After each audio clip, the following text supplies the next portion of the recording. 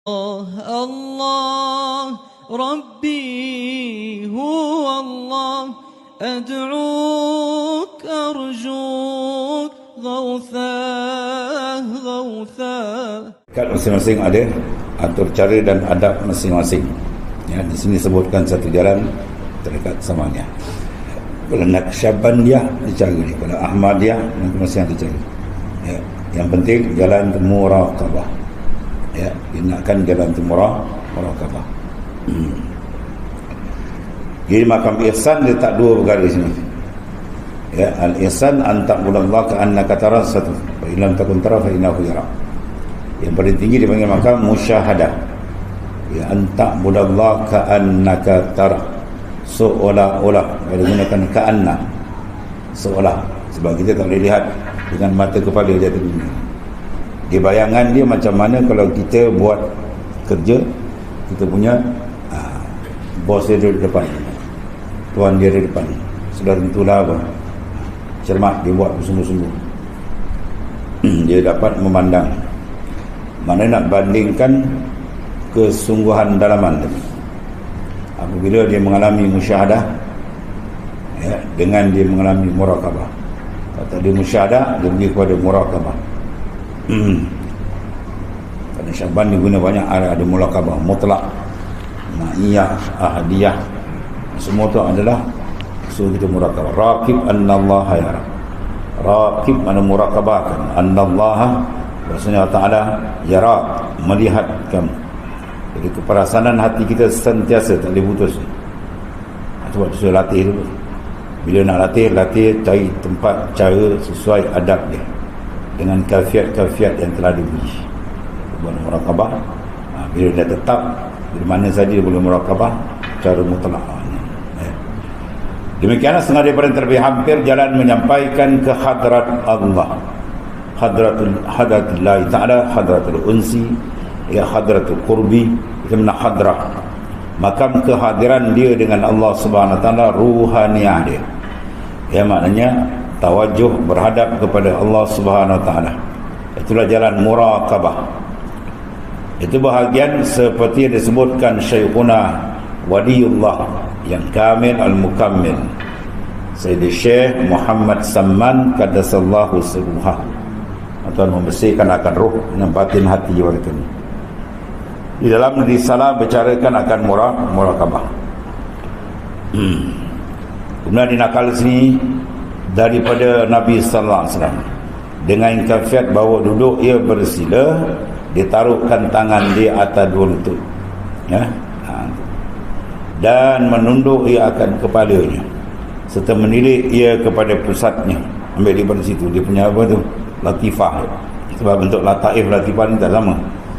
Kalau Naqsyaband dia ada 7 lataif. Ya, kalau Syekh Qadir Jalani pula ada lataif yang naik dari bawah ke atas tu. Masing-masing itu Swiss. Ya, masing-masing dapat dengan cara masing-masing.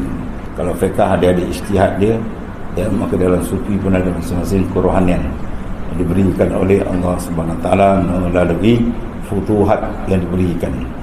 Tujuan dia apa tadi? Nak tembak supaya hati dia tadi bercahaya dengan nur zikir, nur muraqabah.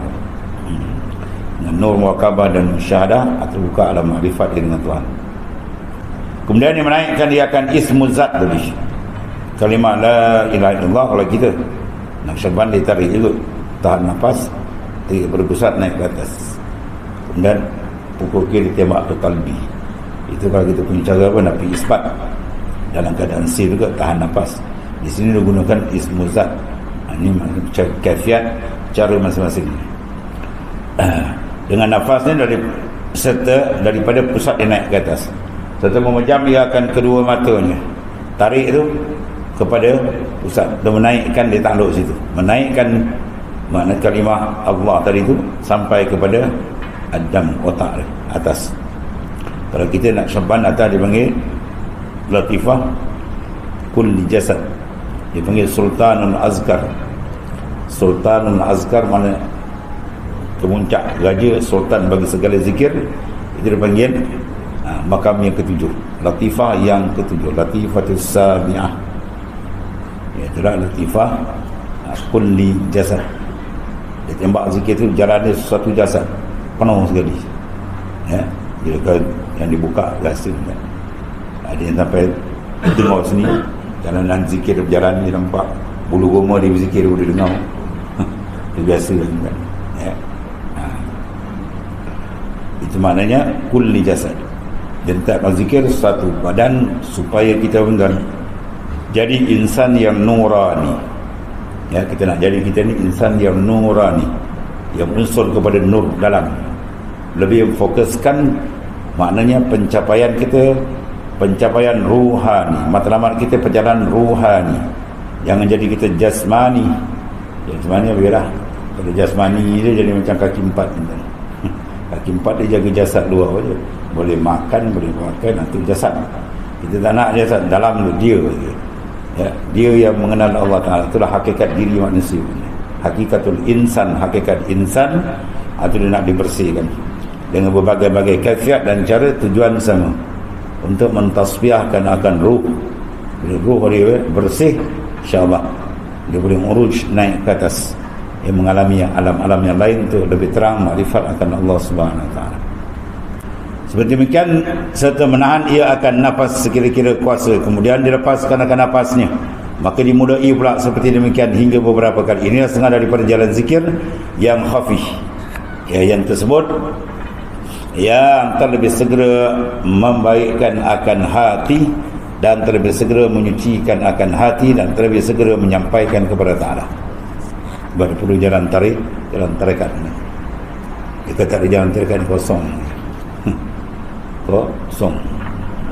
Badan lahir luar je lah. Penting dalam dia tak berapa pergi sebenarnya.